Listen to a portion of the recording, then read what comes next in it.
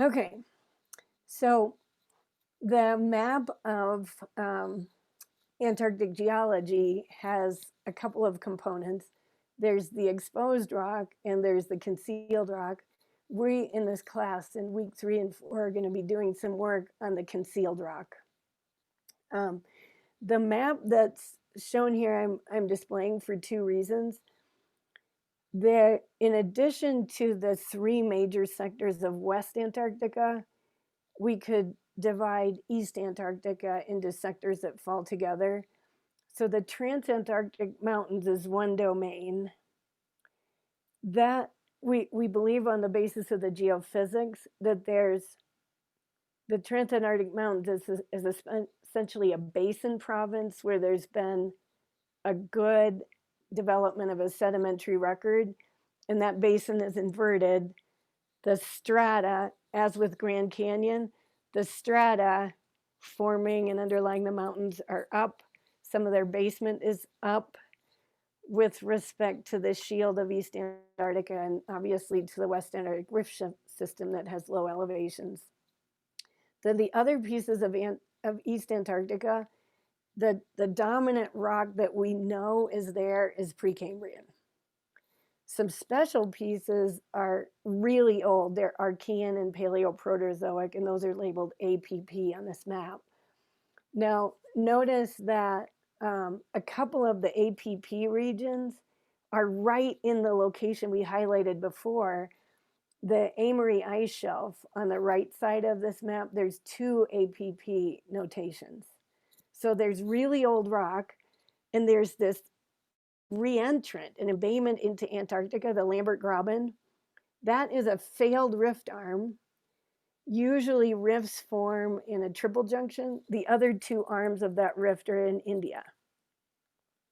The failed rift is over here in Antarctica. And then the bold boundaries are places where discrete ancient Precambrian crustal blocks sutured and assembled together, the Mawson Craton, the Central Antarctic Craton, the Kalahari Craton. They were all independent things, and they got assembled together to make this continental shield. Okay, so back to West Antarctica. Oh, okay, now I do want to just say a little bit about the early Phanerozoic history, so the Neoproterozoic to Cambrian. Notice by the Transantarctic Mountains, there's also these words Ross origin. There have been 2 major mountain building events beneath the Transantarctic Mountains that are well recorded there. And the most recent mountain building event that would be on scale for us in North America of the Laramide orogeny or the ancestral Rocky Mountains orogeny, the big one in Antarctica, especially for American researchers who have worked out a lot of the story, is the Ross origin. Now, the edge of the Ross origin, this black line, it's truncated at the continental margin, coincidentally by the Wilkes subglacial basin. That boundary continues into Australia. And the geology, if I were to describe the geology here in North Victoria land, it would be very much the geology of Eastern Australia, the entire eastern 1/3 of Australia. So there's continuity out of Antarctica into the other continents, as you would expect. Now, when I say the word orogeny, okay, and I need a quick answer if we're going to finish by 3:30. When I say the word orogeny, what does that say is going on as far as crustal processes? Mountain building event. Okay, and what causes mountain building? Like convergent plate boundary. Great. Convergent plate boundaries. Let's take a look at that essentially Cambrian plate boundary. For the Ross origin and its continuation into Australia, the Delamerian, the thought is that subduction was going on at the Gondwana margin beneath Antarctica, and along with the convergent margin, there was fairly typical magmatism. So in this upper diagram, you see a little, red chain of upward increasing in size red diapirs that lead up to plutons, and there's a suggestion of a magmatic and volcanic arc. Together with that, sedimentation in the foreland, just like we are in the Rocky Mountain foreland, Antarctica has a foreland inboard of the what's now the Transantarctic Mountains, but it was Cambrian mountains that shed the sediments to the foreland and then into the region bordering the Ross Sea. So the area is shown in yellow on both the map and the profiles. Now, this is a topic for another day, but I have to say it about this mountain range. It's Neoproterozoic to Cambrian. This mountain range on this magnificent southern hemisphere supercontinent developed at a time when there was no terrestrial life. The continent had no vegetation, only single-celled life forms. The climate conditions were totally different. This mountain range is a big signifier for a change in global ocean chemistry that some propose triggered the Cambrian explosion, the explosion of multicellular life that swiftly populated the globe. And the mountain range, for people who love that scenario, is called the Transgondwana Mountains, a Himalayan scale mountain range that spanned part of South Africa, all of East Antarctica, into Australia. And it was massively eroding and shedding sediment into the neighboring oceans. Where did the sediment go? The sediment went on to Murray Birdland in West Antarctica, New Zealand, North Victoria Land, and something I mentioned just a moment ago, the eastern 1/3 of Australia. Massive quantities of sediment of this huge mountain range that wasn't subject to Earth's surface processes of the type that we know now when we have a rich terrestrial biosphere. And then this bottom diagram shows, well, there was subduction under East Antarctica, but it looks like the oceanic plate, it kept stepping outward toward the Pacific Ocean. So that's what that bottom one shows.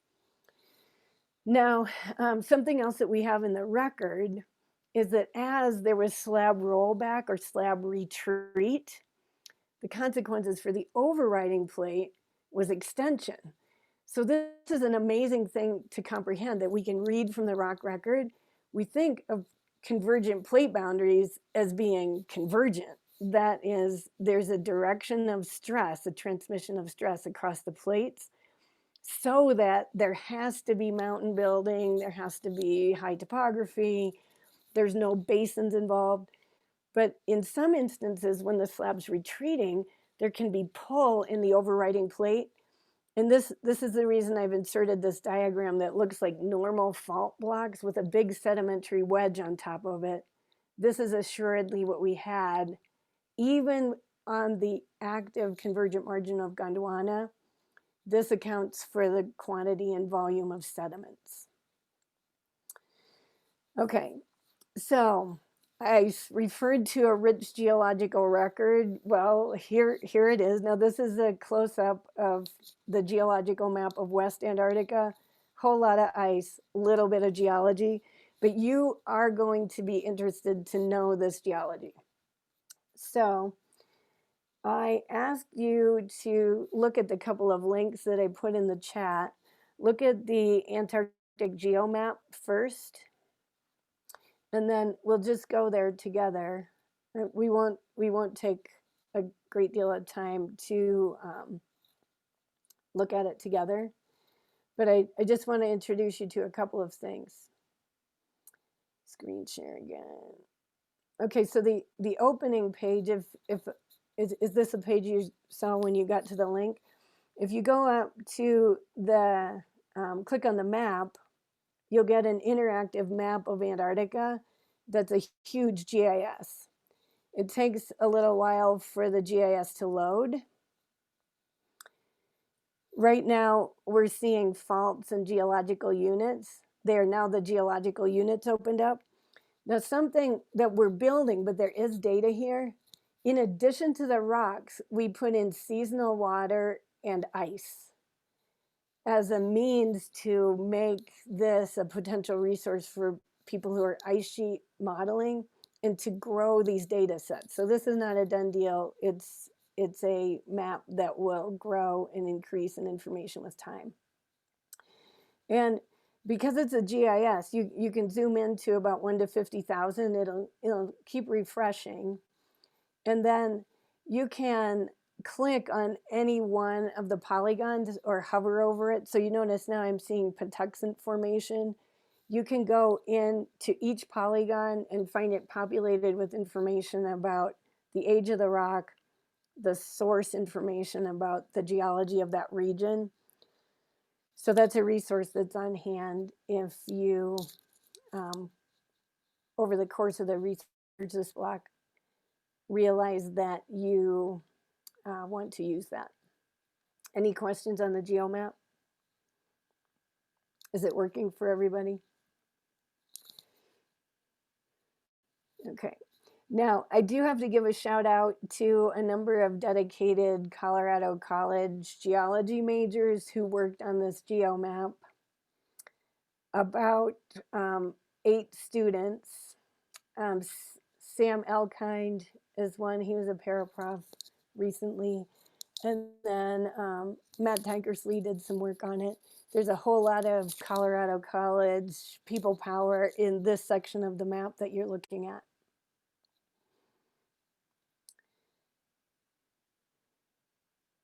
Okay. All right, so back to some of the tectonic evolution of West Antarctica.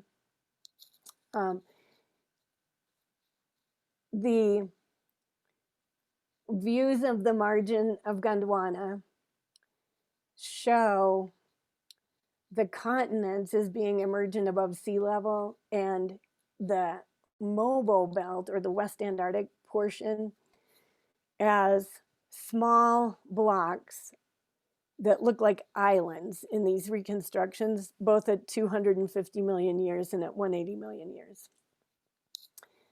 The contemporary view is beginning to build. We're able to know what the geology is in between these island-like features and see that there's a great deal of continuity and shared experience across the margin. That's the version I'm going to be sharing with you now. Previously, people have treated these as discrete terrains with disparate geological histories. Now, a couple of things to point out in these time frames. At 180 million years, there was a massive igneous event along the Transantarctic Mountains sector of Antarctica and in South Africa. The volume of material is so large that this region is classified as a large igneous province. In Africa, the magmatism is associated with the Karoo hotspot, and in Antarctica, some magnificent horizontal sills that show up in the front and face of the Antarctic mountains. Now, something strange and enigmatic about the Farrar is it's a sill complex that is more than 4,000 kilometers long. It doesn't just stop with Antarctica, it goes right on into Tasmania. And the time of emplacement, the span of time was only about 8 million years. It's really hard to make an intrusion, both travel 4,400 kilometers from a putative source area in the Karoo hotspot all the way over to Tasmania. So there's some real breakthrough ideas that are happening about how this special large igneous province, or LIP, developed. I don't need to go into them now, but if any of you are interested, we can look at that. Okay, now the other link that I asked you to visit is I took you to a resource page for virtual globes that are developed by a visualization group at University of Sydney. And that's a place you should just go in and honestly look around and have a good investigation of what's there. The feature that I'm going to use right now, though, is an animated geotectonic reconstruction of Gondwana, the history from 200 million years to present. You can either select that to play now or go along with my share screen, which I have up right here. So there's a slider so we can control the rate of looking at plate tectonic movements, or you can just go ahead and play an animation. So the Antarctic shield has very little information in it because we don't specifically know what that bedrock is. It's very generalized, just in colors of blue and gray. The Transantarctic Mountains show up as a bright spot. The area in light green is continental crust that's below sea level. And the biggest components of that are Marie Birdland and Zealandia. The island of New Zealand is nothing in area, mass, volume, however you want to look at it, compared to the continent of Zealandia that's submerged very shallowly below sea level. Okay, now what's happening as we step forward, breakup has happened between Antarctica and South America, Antarctica and Africa. It's happening in a clockwise direction. Antarctica and India have split. Antarctica and Australia still together, and I'm going to pause it here for a second around 98. Remember I said the green color is submerged shallow continental crust? There was a very narrow seaway between Australia and Antarctica that endured for tens of millions of years at a time of greenhouse climate.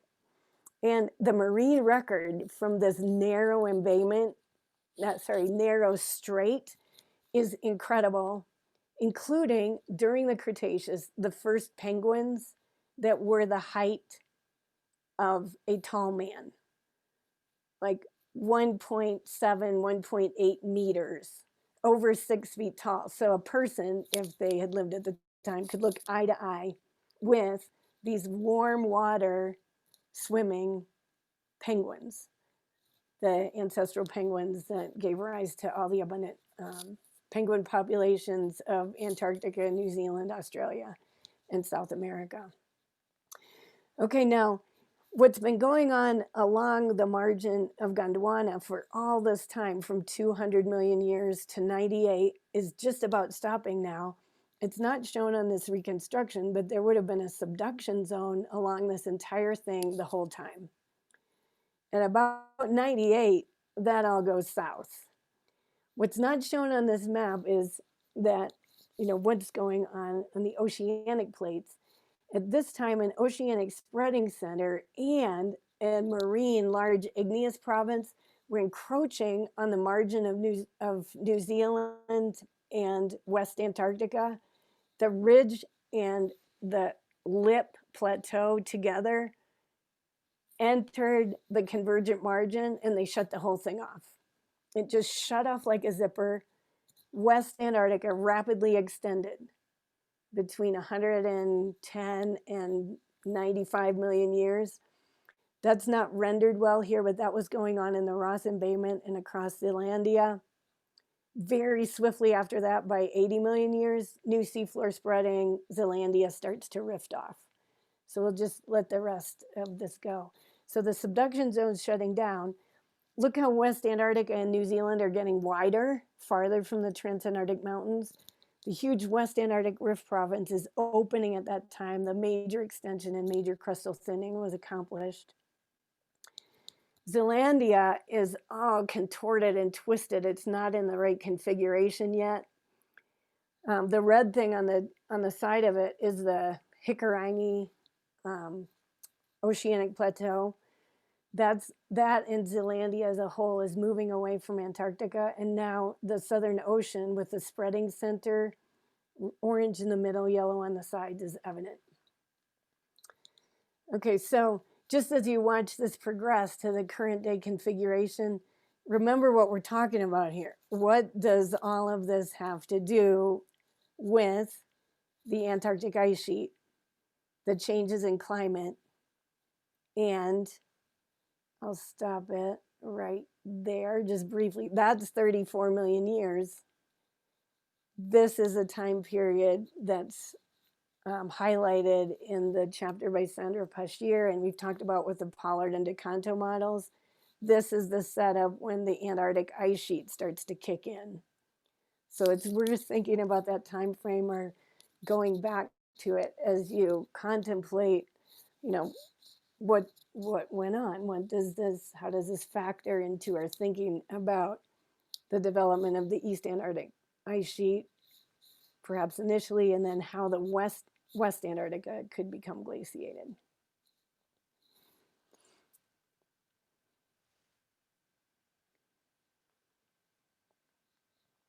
Are there any questions or observations on that we should pause for?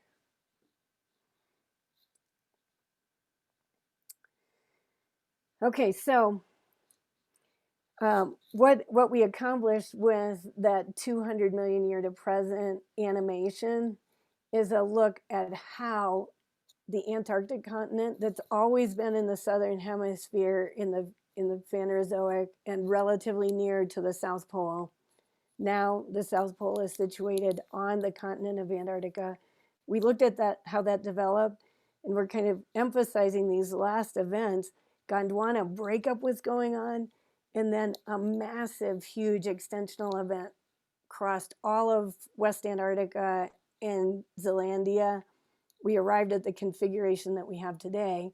If we just look at a geological map of Antarctica on its own, oh no, okay, good. It would look like this. And this is kind of a 2 geological unit map. The Precambrian provinces are shown in brown, or those that have Precambrian into Paleozoic. So the Ellsworth Mountains is shown in brown in West Antarctica. And then the areas in green are everything that formed during the long period of subduction and slab retreat, together with erosion of these phenomenal Transgondwana mountains that yielded so much sediment that loaded into the proto-Pacific margin of Antarctica. Now, if we look at a cross-section from the Transantarctic Mountains over to Marie Byrd Land, it's not something I'll go into depth about, but the high topography above sea level is basically Cratonic East Antarctica.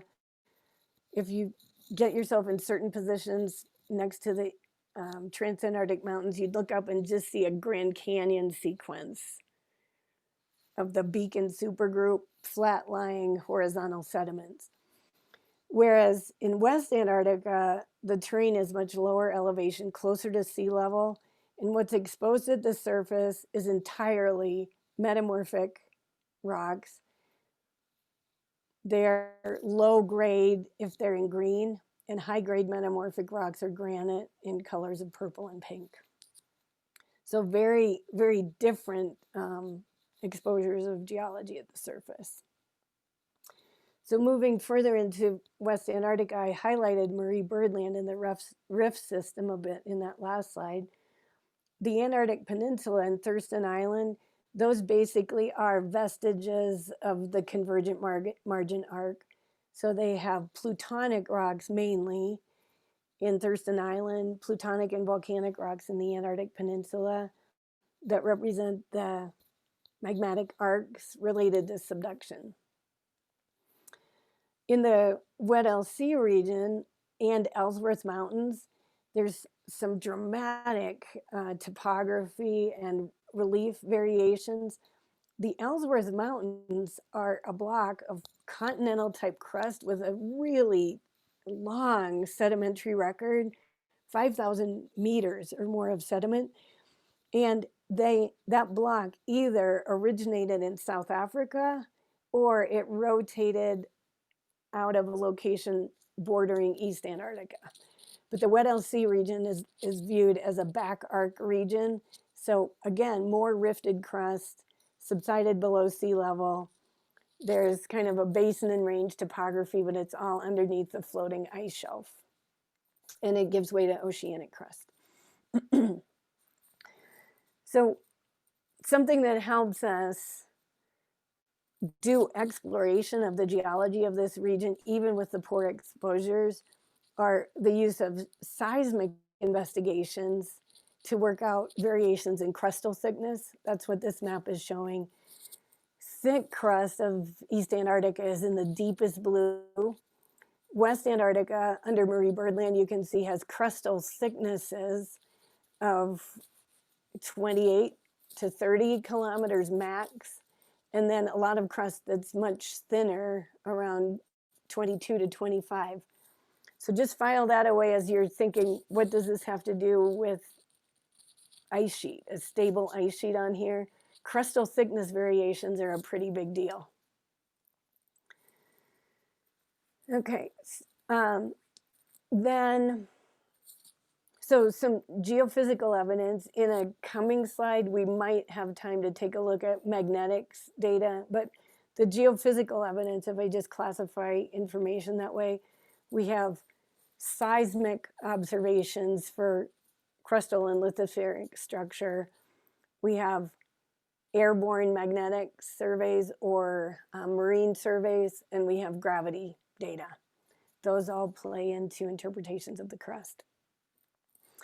Now, this section is going to focus in a bit on what was going on just in the West Antarctic sector of the Gondwana margin.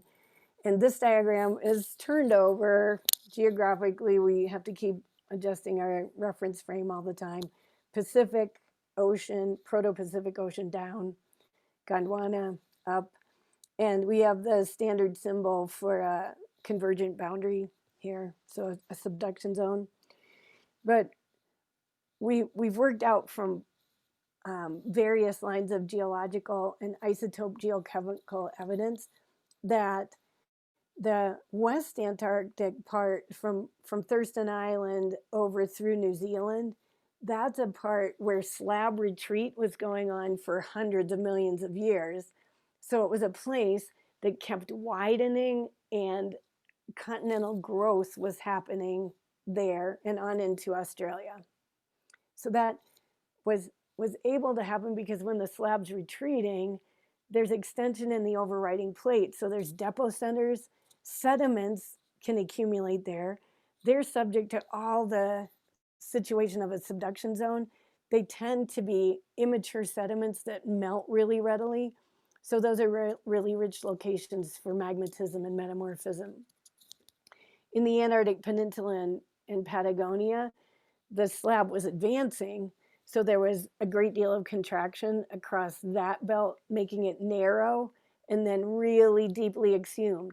So the sedimentary rocks that formed in association with that arc, they've been mostly exhumed and eroded. So the roots of the batholiths are exposed in the Antarctic Peninsula and Patagonia. Okay, so this shows up. It's a little complicated diagram that I'm pointing out to show the consequences for the record in the plutonic rocks. Now this is the full Phanerozoic. There's a timeline on the left side of the diagram from Cambrian through the Cenozoic. And then the three sectors of West Antarctica, the peninsula and Thurston Island, Marie Birdland, and the whole broad Ross embayment or West Antarctic Rift System, in the back arc region of the Weddell Sea. These lenses and colored blips show time increments when there's a rock record from a granite, a diorite, a basalt, some igneous rock. And the gray bars show when there was sedimentation. So for all of West Antarctica, the sedimentation record for these provinces is extremely patchy. And for some of them, we only have metamorphosed sediments. The best, longest record of sedimentation is in the Ellsworth Mountains, and that's shown by this really long bar that spans the Neoproterozoic into the Devonian.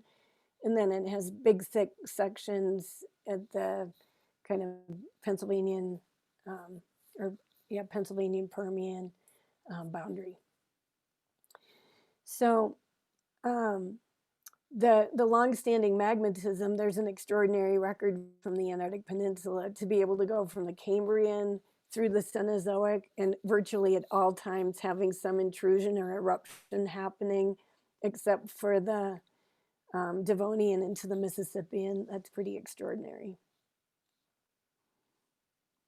I'll give a shout out to Hognunatax because I think Trevor's been there. That's a place in West Antarctica where there are Precambrian rocks. Is that the case, Trevor? Have you been to Hognunatax? I have not. Okay, you've been closer to them than I have. Okay, so quickly to go through each of these sectors and basically reinforce what has been said. Longest standing magmatic arc system and a rich record of associated fore-arc and back-arc sediments that are sometimes rich in fossils. That's available from the Antarctic Peninsula. And this cross-section view shown on the right with arc magmatism, that would basically be ongoing all the time. Now, I want to point out a couple of things as far as paleoclimate information. James Ross Island, Vega Island, and these northern parts of the Antarctic Peninsula, the banana belt of Antarctica, they have tremendously rich fossil records that show the nature and makeup of the forest that was on Antarctica in the full greenhouse period from Mesozoic up till about 40 million years. There's also wonderful marine fossils like mesosaur fossil with an infant mesosaur or baby mesosaur with it. There's just some extraordinary finds from that location. This is a bit of a look at what the rock looks like in the Antarctic Peninsula. All the field work there in some fashion involves travel by sea to get to these tremendously precipitous cliffs where we can see metamorphosed accretionary prism or trench sediments intruded by arc granites. And those come down to really, really young ages in the Cenozoic. The back arc region, which I'm going to point to now on this kind of cartoony map at the bottom of this slide. Here's the crustal blocks of West Antarctica, MBL, Thurston Island, Antarctic Peninsula. And this shows the Ellsworth Mountains in a sort of a shake-up interpretation about that crustal block and how it arrived in its current location. In this rendering, it's shown that there's a region of extension. The red lines could represent fault and graben type topography, and then a left lateral strike slip fault. Okay, that's kind of a contemporary view that just came out 3 years ago. The earlier view, if you look at this gray dashed line for Ellsworth Mountains out in the gray region, the earlier view was that the block started in this position, connected to Africa and the Karoo, and it rotated more than 90 degrees in a counterclockwise position to end up in the location that it is. And there's really profound differences in these interpretations. But I'll just explain to you a bit about how this came about. It really is the use of information from magnetic records. So I'll do a little geography here. So in this rectangular map, here's the Ellsworth Mountains that has the highest summit in Antarctica, the Vinson Massif. Hognunatax that has some Precambrian rocks. And here's the magmatic arc province of the Antarctic Peninsula. Okay, then the margin of East Antarctica. So before it's been thought, well, this block is exotic to Antarctica. It really came from South Africa. But the researchers who have investigated the magnetic signature of the crust in this region point out that the Ellsworth mountain block that's right here, it has a very strong magnetic signature, these colors of purple and red centered upon the highest topography. And that there's another location that has a similar pattern right here near the Patuxent Range in East Antarctica. And these geophysicists slash geologists interpret, look, it's a much simpler explanation if we just move this block back here, smaller amount of rotation, not 120 degrees, and a notable role for strike slip, which commonly is a part of continental breakup and rift tectonics. So that's a debate that's going on, and the record is here in this amazing mountain range that I personally would love to visit at some point. And just a shout out to the thick sedimentary record over there. Okay, the next step is going to be to go to Marie Byrd Land and the West Antarctic Rift System. I know you're having thoughts about what this geology might have to do with the onset of glaciation on Antarctica, but there are many in the cryosphere community that think, and you yourselves have seen in models about ice sheet onset, that topography and high elevation terrain has a fairly important role. Any questions or clarifications that anyone wants to raise? Okay, in a certain way, we can gloss over the history of Marie Byrd Land and Zealandia. We've already shared it. Basically, it's an area where there was a whole lot of sedimentation that's reflected in green, and then magmatic arcs caused association with the subduction zone, but also crustal melting punctured up through it. That process helped the crust stabilize and mature, and it was transformed from basically primitive materials that began in an ocean setting to bona fide continental crust. Okay, now that's the old story. The young story, the part of like really converting this and helping it become part of Antarctica or construct the continent, the 8th continent of Zealandia, is magmatism associated with tectonism in Cretaceous time. Now, we can point out, yes, some things went on in the Triassic. That's one of the magmatic arcs. So in this timeline with the big spike that's showing some information about age span of magmatism, there was a magmatic arc in part of Marie Byrd Land and in Zealandia at that time. And then beginning in the Jurassic, about the time the Farrar lip, the large igneous province, kicked in, there started to be all kinds of magmatism coming up pretty frequently and quite voluminous, very hot across all of West Antarctica and Zealandia. So that's what all these blips are about. Now, the red is corresponding to this long time span recorded so abundantly in the Antarctic Peninsula. In Marie Byrd Land and the Ross Embayment, the big time is 115 to 90 million years. So this is a close-up on the Gondwana reconstruction at that time. The up direction is again back with the Proto-Pacific Ocean here. And it's showing all that region close together, Marie Byrd Land closer to East Antarctica than it is now, and continental crust out to the subduction margin. Well, we read that this flare-up of hot granite magmatism and high temperature metamorphism happened really fast. So there's granites that are exposed at the surface that look in visual appearance a whole lot like the Pikes Peak granite. They're rich in alkali feldspar. They lack foliation. They cooled incredibly rapidly. Also, we have amazing migmatites and metamorphic rocks that are invaded by mafic dikes. All of those, as soon as they were intruded, were folded, fabricated, flowy. We went through the physics of ice today for the ice sheets. The middle crust was behaving in that fashion.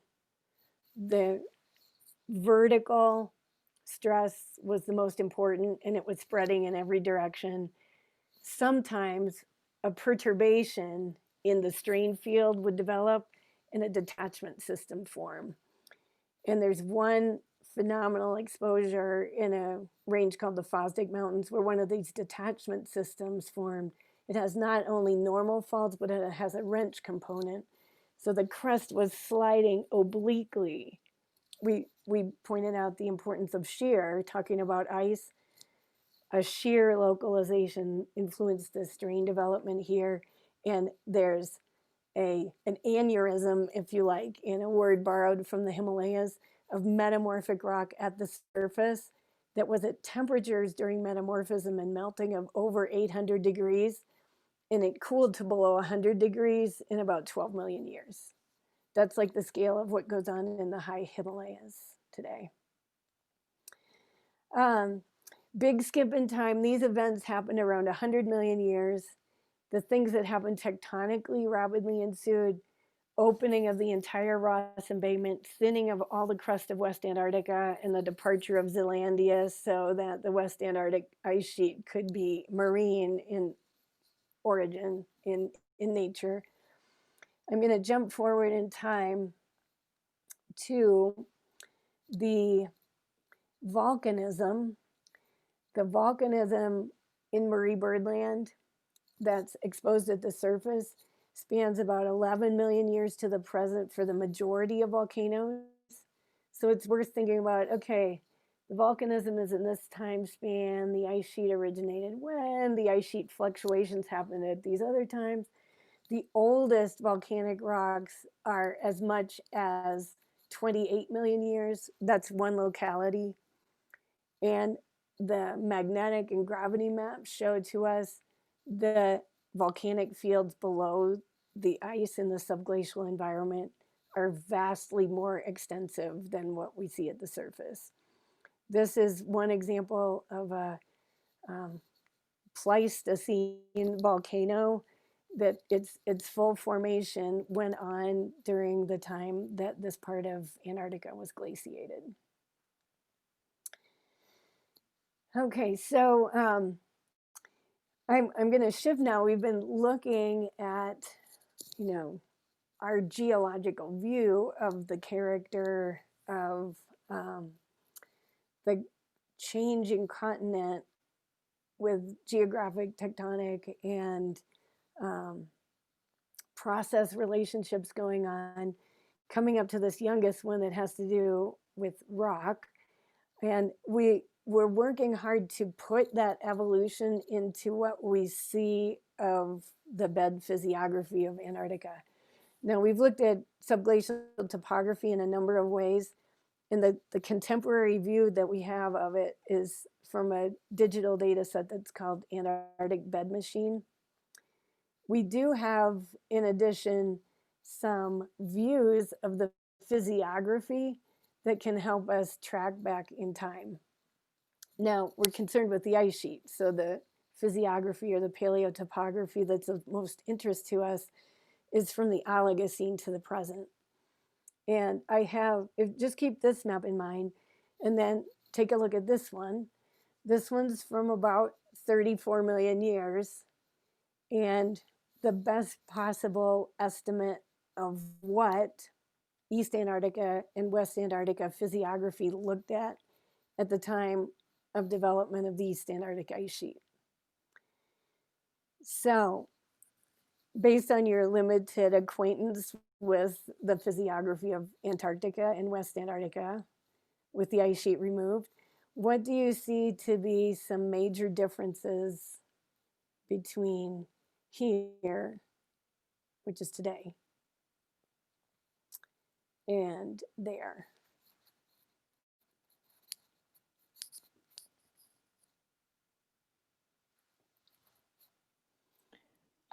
It sort of looks like there's a large part of West Antarctica that has, or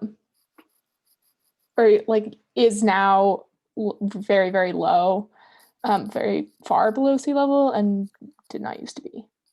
Yeah, so this area right next to the 80-degree line of latitude. So yeah, this tan area on West Antarctica, if you look at bed machine from today, that's exactly where the deep Byrd subglacial basin and Bentley subglacial trough, a part of the catchment for the Amundsen sea glaciers, looks like there was a land bridge, right? That's great, India. What else do you notice?